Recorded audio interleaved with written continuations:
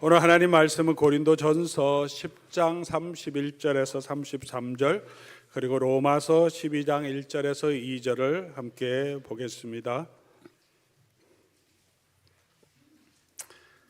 고린도전서 10장 31절은 제가 가지고 있는 성경은 신약성경 276쪽입니다.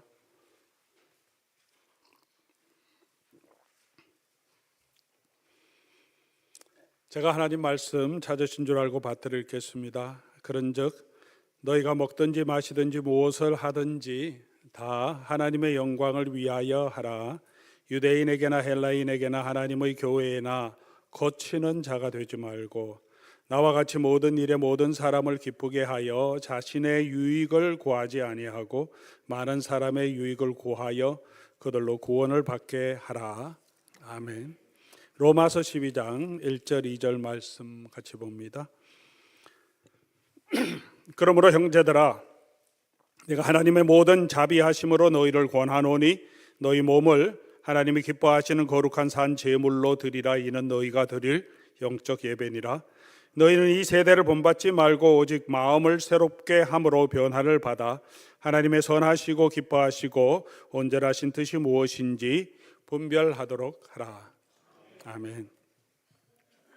그동안 1월 또 2월 이어서 참된 예배자가 되자라는 주제의 말씀을 오늘까지 8번 우리 함께 나눕니다. 성경이 말한 예배가 무엇이고 우리가 어떻게 진실되게 또 참되게 하나님 앞에 예배 드릴 수 있는지 우리가 함께 예배의 원리들을 살펴보았습니다.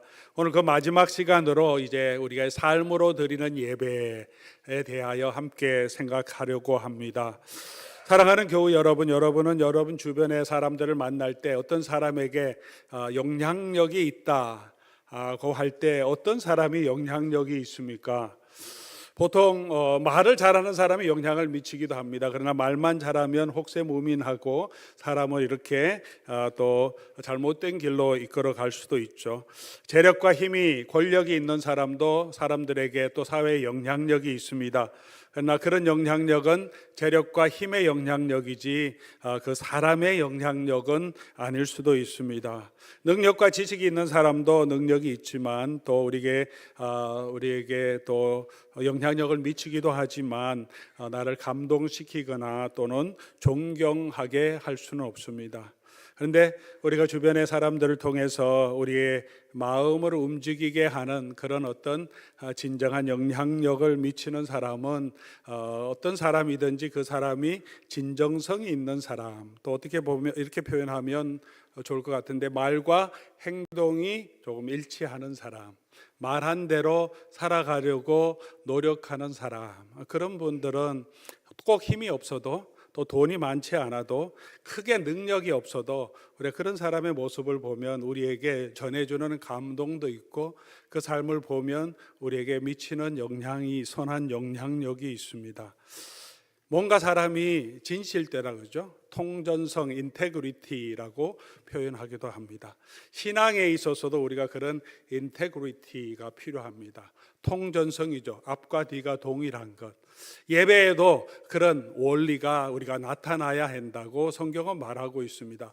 우리가 하나님 앞에 이렇게 모여서 좋은 옷을 입고 아름답게 우리 모든 성도들이 우리 하나님을 찬송하고 예배하고 은혜 받았습니다라고 그런 모습을 보고 있는데 우리가 다 흩어져서 이제 각자 집에 돌아가서 각자 삶의 환경에서도 그런 예배자의 삶으로 우리가 살아가는 것이 신앙의 통전성, 인테그리티가 있고 그런 신앙인의 모습이 우리 이 땅에 사는 사람들에게도 영향이 미치게 되죠.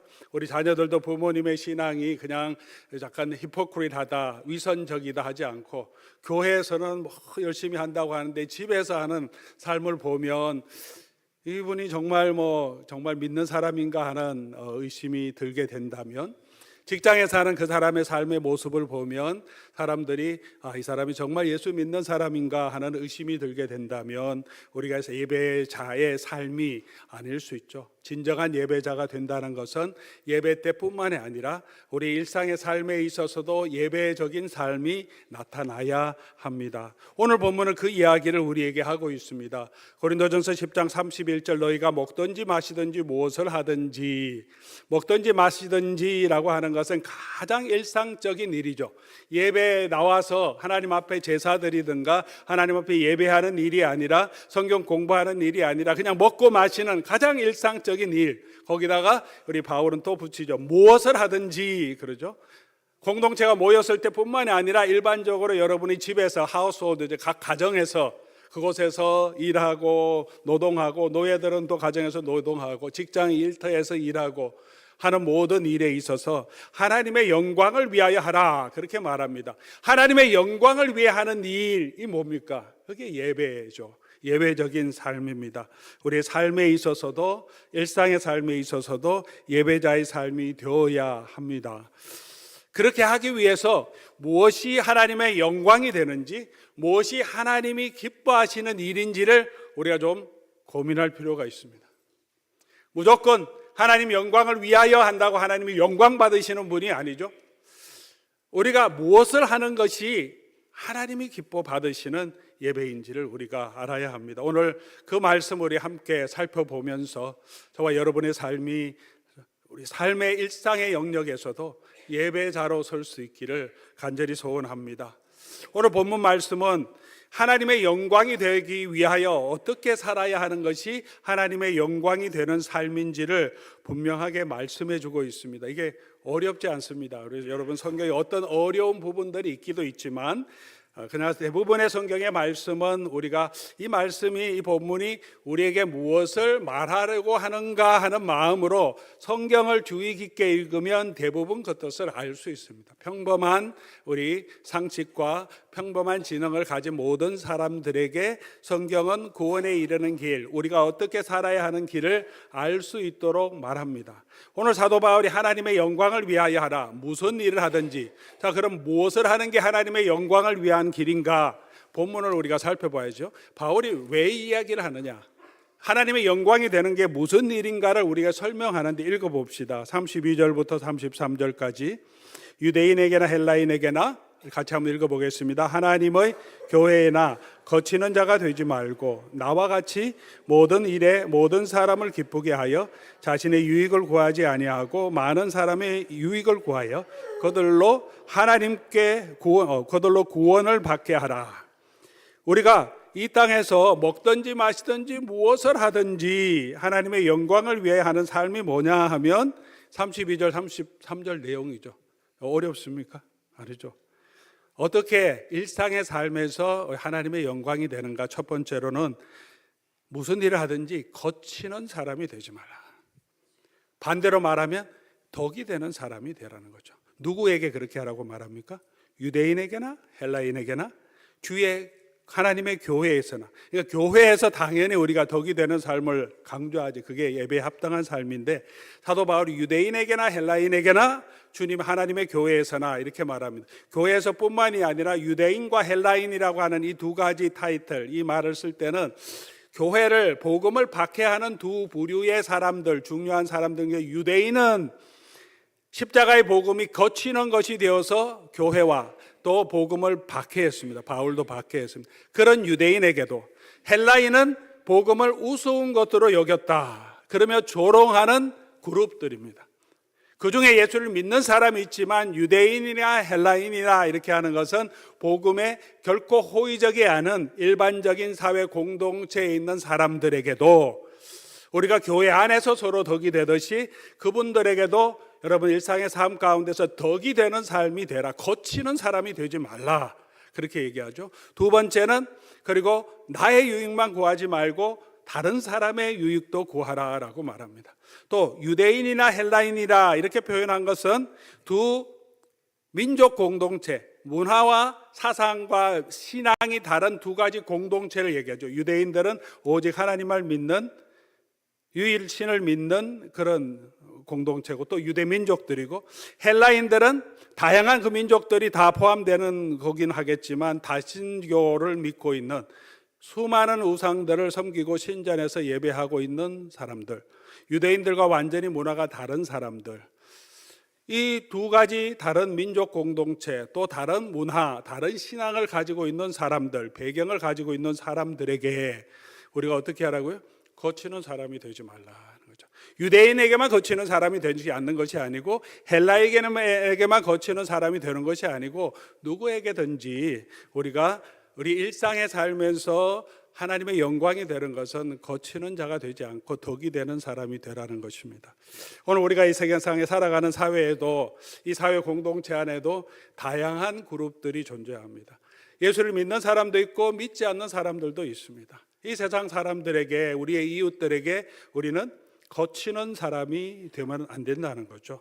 또 민족도 다양한 민족이 있습니다. 한국 사람들에게는 우리가 너무 잘 아는데, 우리가 함께 접하고 있는 이웃들이 히스패닉이다, 여기 남가주 애나임 지역에는 또 아시아권, 인도권 또는 아랍권이 많이 살죠. 브루크스에는 저거 리틀 아라비아, 그래서 수많은 아랍 또 시리아 난민들도 와 있고 많은 분들이 와 있는데, 우리 같은 공동체 안에 살아가고 있는데, 이 모든 그룹들에게 우리가 거치는 사람이 되지 말라는 거죠.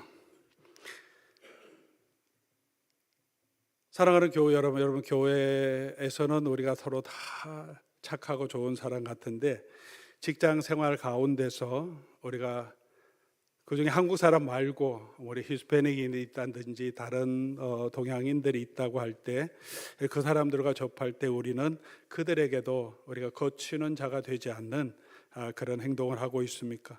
특별히 우리는 워낙 다양한 사회에 살고 있다 보니까 다양한 신앙을 가지고 있는 사람들이 있죠. 흑인이든 히스패닉이든 우리가 믿음 안에, 같은 믿음 안에 있으면 또 하나 되는 마음이 있는데, 신앙과 종교가 다를 때 인도 분들에게, 힌두교를 믿고 있는 인도 분들에게, 이슬람을 교회에 같이 있는 모든 중동에 있는 사람들에게, 또 불교를 믿는 사람들, 또 수많은 무신론자들죠.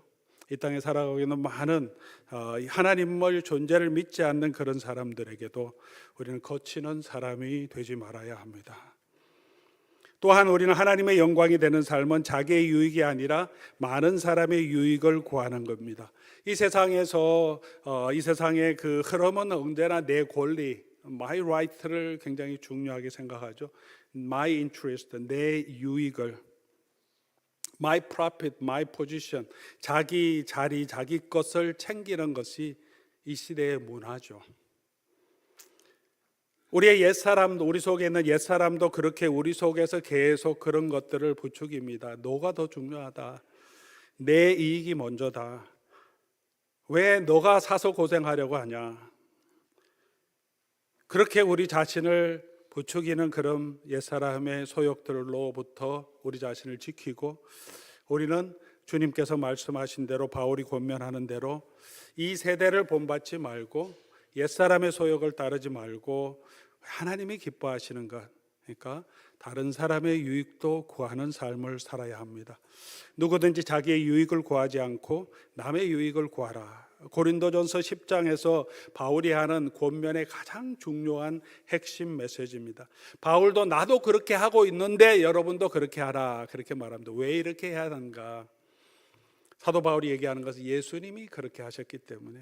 고린도전서 11장 1절이죠. 33절 바로 다음에 내가 그리스도를 본받는 자가 된 것 같이 너희는 나를 본받아라. 예수님이 그렇게 하셨기 때문에 그것이 성도들의 당연한 삶이라고 말합니다. 사랑하는 교회 여러분, 오늘 우리가 이 땅에 살아가면서 일상의 삶에 있어서 무엇을 하든지 우리가 우리의 유익만이 아니라 다른 사람의 유익도 구하고, 우리가 이 땅에서 거치는 사람이 아니라, 걸림돌이 되는 사람이 아니라 덕이 되는 그런 이웃들로 우리가 우리 사회의 한 개체로 설 수 있으면 좋겠습니다. 그러면 이제 구체적으로 어떻게 우리가 이웃에게 도움이 되고 유익이 되고 거치는 것이 안 되고 덕이 되는 삶을 살아갈 수 있을까 하는 중요한 원리들을 오늘 세 가지, 이 세상 살아가면서 우리가 가져야 할 아주 중요한 성경적인 원리 세 가지만 나누려고 합니다. 물론 다양한 것들을 우리가 포함할 수 있겠지만 우리 성경의 가르침을 우리가 요약해서 가장 중요한 세 가지 원칙을 우리 한번 살펴보려고 합니다. 첫 번째로는 히브리서 10장 16절에도 말씀하는 내용인데요, 선을 행하고 나누어 주는 것을 잊지 말라. 선을 행하고 나누어 주는 것. 우리 히브리서 13장 16절 말씀 같이 한번 읽어보겠습니다. 시작.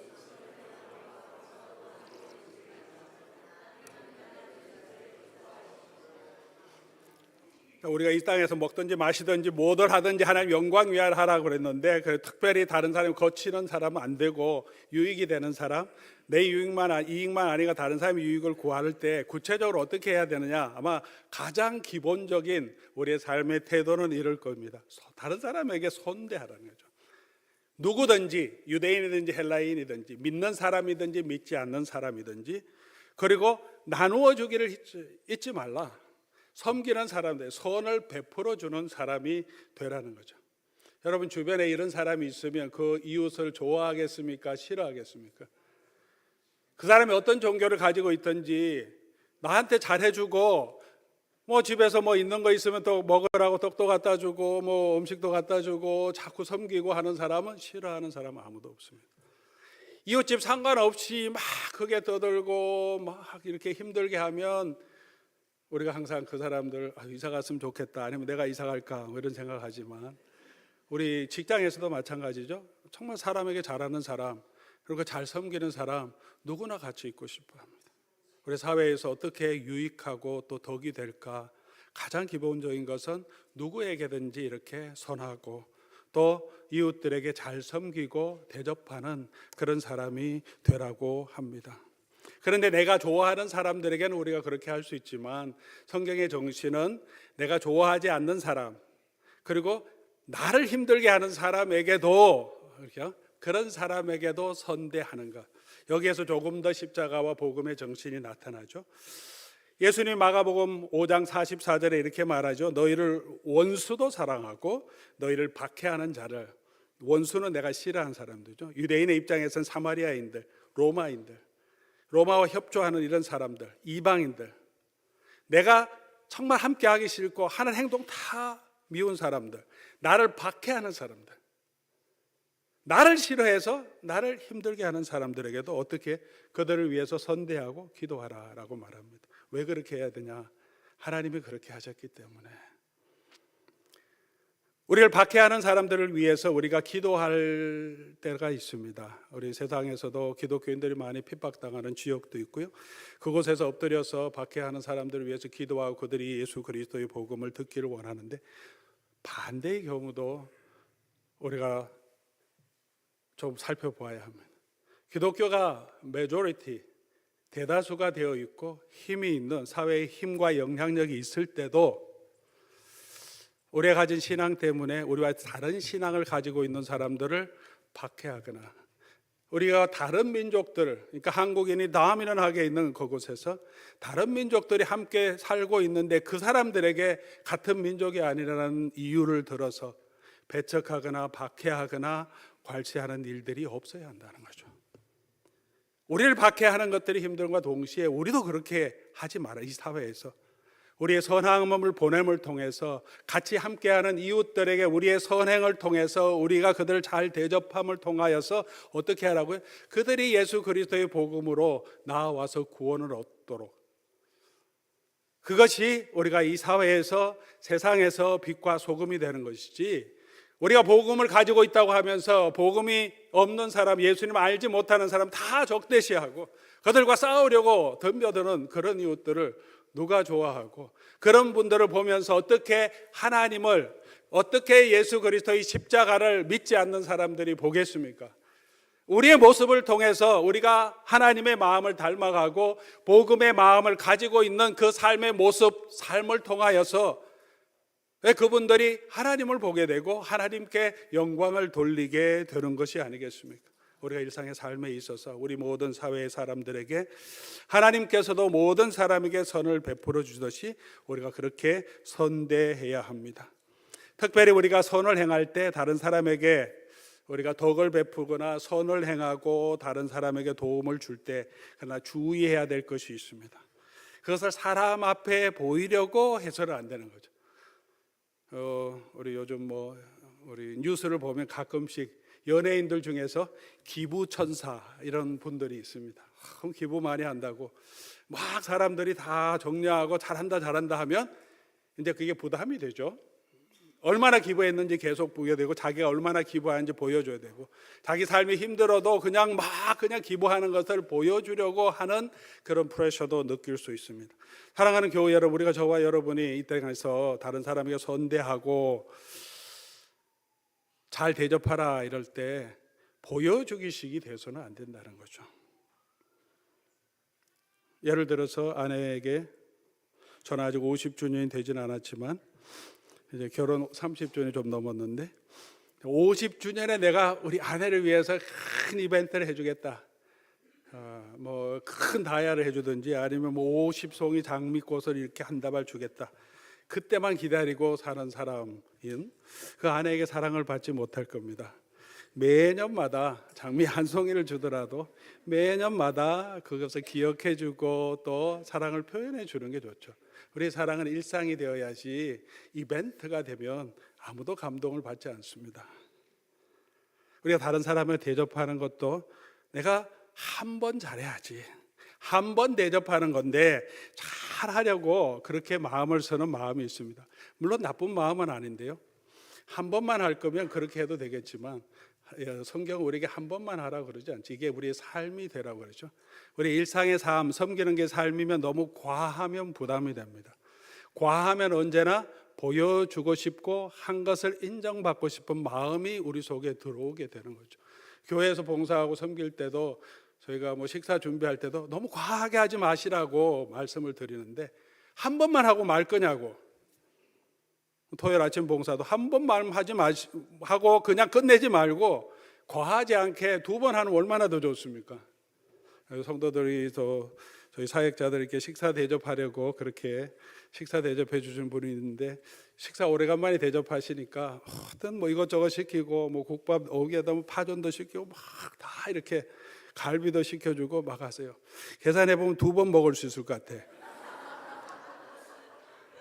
그래서 제가 한 번에 다 하지 말고 2번에 하면 얼마나 좋겠냐. 그동안에 2번 동안 같이 교제하고 함께 이야기 나눌 수 있으면 뭐 국밥 아니라도 타코도 무슨 햄버거도 얼마나 좋습니까? 부담스럽지 않게 그냥 지나가다가 와서 그냥 같이 먹읍시다. 같이 먹고 마시며, 먹는 사람도 부담 안 되고 사는 사람도 부담 안 되고, 우리가 선을 베푸고 또 우리가 다른 사람을 대접하는 것이 우리 삶의 일상이 되는 것. 그것이 우리가 이 땅을 살아가는데, 우리 믿는 사람뿐만 아니라 그렇죠. 우리 일상에서 우리가 직장 생활을 하는 가운데서도 누구를 만나든지 그렇게 남을 대접하고 선대하는 것이 한 번 하는 이벤트가 아니라 우리의 일상이 될 수 있기를 바랍니다. 또 2번째로 우리가 해야 할 것은 말과 일에, 모든 일에 있어서 주께 하듯 하라, 그렇게 말합니다. 골로새서 3장 17절 그리고 23절 말씀인데요, 우리 같이 한번 읽어봅시다. 또 무엇을 하든지 말에나 일에나 다 주 예수의 이름으로 하고 그를 힘입어 하나님 아버지께 감사하라. 23절, 무슨 일을 하든지 마음을 다하여 주께 하듯 하고 사람에게 하듯 하지 말라. 쉽지 않은 일입니다. 그러나 일상의 우리의 언어가, 우리의 말이, 그리고 우리가 일을 하는 자세와 태도가 어떻게 하라고요? 주께 하듯 하라. 무슨 말을 하든지 주께 하듯 하고 무슨 일을 하든지 주께 하듯 하라. 사도 바울이 이렇게 강조하는 것은 일상의 삶에서 눈가림으로 일하지 말라는 거예요. 눈가림으로 일하지 말. 사람 볼 때만 일하고 없을 때는 그냥 자기 편한 대로 하지 말고, 보든 보지 않든 가정에서 일하는 모든 하인들에게 사도 바울이 권면하는데, 가정에서뿐만 아니라 일상의 삶에 있어서 그렇게 하라고 말합니다. 우리가 이 시대에 정말 예수 그리스도의 복음을 아는 사람으로 이 땅에서 예배자로 사는 삶의 중요한 부분 중에 하나가 우리가 맡겨주신 일에 주께 하듯 성실하게 일하는 거죠. 여러분 각자의 직장 생활할 때, 또 사업을 할 때도 어떻게든 돈을 더 벌려고 하는 게 아니라 다른 사람의 이익도 구하고 같이 기쁘게 하기 위해서 어떻게 해요? 성실하게 그 일을 감당해서 함께 유익을 누릴 수 있도록, 청소할 때, 서비스할 때, 페인트할 때, 가정의 일을 할 때도 나 혼자만 설거지 해야 돼 뭐 그런 게 아니라 주께 하다, 주님을 위해 섬기다, 교회 봉사도 마찬가지 아니겠습니까? 우리가 비난받지 않을 정도로만 하는 것이 아니라 무엇을 맡겨주든지 주님께서 맡겨주신 일이기 때문에 성실하게 감당하는 것. 우리가 직분을 받을 때 그렇게 서약하지 않습니까? 맡은 자들에게 구할 것은 충성이라고. 우리 목회자는 목회자대로, 장로는 장로, 권사는 권사대로, 또 집사님은 집사님대로 각자의 주신 사역이 있고 그 사역에 헌신하도록 우리가 헌신했는데, 눈치 보면서 그냥 이 정도는 해야지 다른 사람이 나를 비난하지 않겠지 하는 자세가 아니고, 보든 보지 않든 내가 하나님 앞에서 주님께서 맡겨주신 일이라고 생각하고 내게 주신 그 일을 성실하게 감당하는 것. 직장의 일도, 일상적인 일도 그렇게 주께서 내게 맡겨주신 일이라고 생각하고 감당하는 것이 일상의 삶에서 우리가 하나님의 영광이 되고 또 예배자의 삶이 된다고 말합니다. 또 우리의 말에 있어서도 일에나 말에나 우리가 죽게 하듯 해야 합니다. 말은 사람의 인격을 나타낸다고 보통 말합니다. 내게 도움이 되는 사람, 영향력을 미치는 사람, 나보다 위에 있는 사람들에게는 온갖 좋은 말 아첨을 하고, 자기보다 밑에 있는 사람들에게는 함부로 말하는 사람들이 종종 있습니다. 여러분, 그런 사람이 되지 않았으면 좋겠습니다. 우리가 잘 아는 사람들에게는 우리가 존중하지만 잘 모르고 중요하게 생각하지 않는 이 땅에서 만나는 여러 사람들에게 우리의 말은 어떻습니까? 우리가 식당에서 식사를 하면서 우리를 섬기는 종업원들, 그 집의 주인들을 향하여서 우리는 어떤 말과 어떤 태도를 하고 있습니까? 너는 섬기는 사람이니까 당연히 이것도 해 저것도 해 마구 요구하는 말을 하고 있지는 않습니까? 함부로 말하고 있지는 않습니까? 우리의 말이 죽게 하듯 하라라고 말하고 있습니다. 우리가 그 사람을 보려면, 목회자도 그렇죠. 성도들 앞에서는 정말 존경하고 사랑하는 사람 같은데 부사역자들에게는 함부로 뭐 XX 하면서까지 마치 독재자처럼 폭군처럼 같이 일하는 동역자들 또는 밑에 협력하는 협력사역자들에게 그렇게 행하는 사람도 있습니다. 내게 보이는 그 모습만으로 사람을 평가하지 말고 그 사람이 일상의 언어가 모든 사람 앞에서 어떤 말을 하고 있는지, 또 여러분의 말은 내가 모든 사람에게, 나한테 영향을 미치지 못하는 그런 사람에게라도, 때로는 나에게 박해하고 나를 힘들어하게 하는 사람, 내가 싫어하는 사람에게라도 우리의 언어가 그 사람을 살리고 덕을 세우는 언어인지 아니면 함부로 말하는 언어인지 우리 자신의 언어를 살펴보아야 합니다. 요즘 우리가 너무나 양분화되고 이원화되는 사회에서 정책적으로나 생각이 다른 우리 이념 집단 간에 너무나 입에 담기 힘든 욕설과 거친 조롱과 무조건 비난을 하는 경우도 많고, 우리가 거기에 영향력을 받아서 그런 사이트를 계속해서 접하면서 저와 여러분의 성도님들의 언어도 굉장히 과격하고 거칠어질 때가 많습니다. 말로만 그렇게 하고 실제 행동은 그렇게 하지 않은 경우가 대부분이긴 하지만 우리의 말에서도 우리가 그렇게 하지 말아야 합니다. 그런 사이트는 좋은 사이트가 아닙니다, 여러분. 무조건 상대방을 욕하고 저주하고 비난하는 그런 것은 자꾸 보지 마십시오. 정책적으로 다양해서 설명하고 이래서 이게 더 좋다, 이거는 좀 이렇다. 정책이란 것은 좋은 면도 있고 항상 다 나쁜 면이 있습니다. 정권이 바뀌면 항상 자기는 좋은 면만 부각하고 공격하는 사람 그 정책의 반대변을 부족한 부분을 비판하게 돼 있죠. 근데 과도하게 무조건 나쁜 사람 그리고 그것을 욕하고 비난하는 것은 좋지 않죠. 우리의 영혼을 상하게 합니다. 우리도 그런 말에 넘어가서는 안 됩니다. 우리의 말에나 일에나 우리가 모든 일을 죽게 하듯 할 수 있기를 바랍니다. 또 정의와 인애를 우리는 동시에 이 땅에 살아가면서 추구해야 합니다. 미가서 6장 8절 보니까 정의를 행하며 인자를 사랑하며 겸손하게 내 하나님과 함께 행하는 것이 아니냐, 이게 하나님이 원하시는 거예요. 정의만 찾는 게 아니고 인애도 같이 있어야 한다라고 말합니다. 그리스도인은 특정 이념의 사람만이 아니라 하나님의 말씀대로 살아가는 사람이어야 합니다. 정의를 너무 강조하면 사랑을 잃을 수 있고, 사랑만 너무 강조하면 정의를 잃을 수 있습니다. 이 두 가지를 같이 붙들고 사는 것은 굉장히 어려운 일이고, 잘못하면 양쪽에 다 비난을 받을 수 있는 일인데, 그러나 그것이 십자가의 정신이고, 십자가에서는 이 두 가지가 동시에 드러납니다. 하나님의 공의와 하나님의 한없는 사랑이 함께 드러나는 것입니다. 우리가 붙들어야 할 것은 십자가의 정신이 아닙니까? 우리가 예수 그리스도의 제자로 이 땅에 살아가야지, 복음의 일꾼으로 이 땅에 살아가야지, 우리가 어떤 이념의 일꾼으로 살아갈 수 없습니다. 십자가의 정신은 무엇입니까? 십자가의 정신은 네가 그렇게 하라, 왜 너는 그렇게 못하, 네가 아니라 하나님께서 우리의 부족한 정의를, 하나님께서 우리의 부족한 사랑을 우리가 대신 짊어지시고 우리를 의롭게 해주시고 우리에게 하나님의 은혜의 사랑을 베풀어 주신 것입니다. 우리가 그렇게 다른 사람에게, 우리 배우자에게 당신이 좀 이렇게 왜 사랑을 못 베풀냐, 왜 그냥 이렇게 하라 저렇게 하라고만 얘기하냐, 사랑 좀 있어야지 요구하는 게 아니라, 십자가의 정신은 내가 먼저 그의 연약함을 내가 짊어지고 내가 더 공의롭게, 내가 더 사랑을 베풀 수 있도록 내 자신을 먼저 드리는 것, 그것이 십자가의 정신입니다. 사랑하는 교회 여러분, 우리가 이 땅을 살아가는 동안에 우리는 우리의 믿음 외에 다른 것 때문에 비난받을 것이 없도록 세상에 그렇게 하라고 말합니다.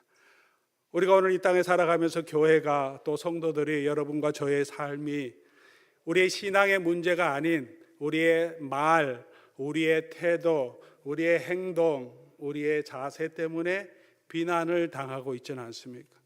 오늘 교회가 가지고 있는 복음의 메시지가 아니라 교회가 하는 말 때문에, 태도 때문에, 행동 때문에 이 사회의 다양한 구성원들 앞에서 우리가 정말 선을 베풀고 사랑을 베풀며 그들을 섬기는 모습, 그것이 없기 때문에 비난을 받는 경우는 없습니까? 오늘 우리가 삶으로 하나님 앞에 예배한다는 것은 그냥 예배 자리에 나와서 예배하는 것보다 사실은 더 힘든 일입니다.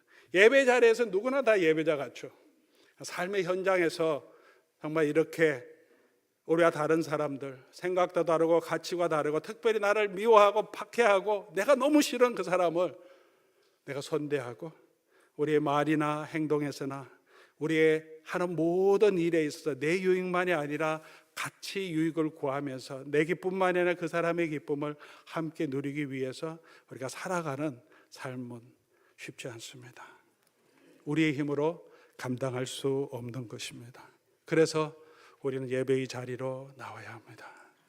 예수 그리스도의 십자가의 은혜를 다시 알아야 하고, 하나님 우리에게 약속하신 그 영광을, 그 기업의 풍성함을 우리가 보아야 합니다. 그래야 우리가 그 힘으로 우리가 십자가의 삶을 조금이라도 살아낼 수 있습니다.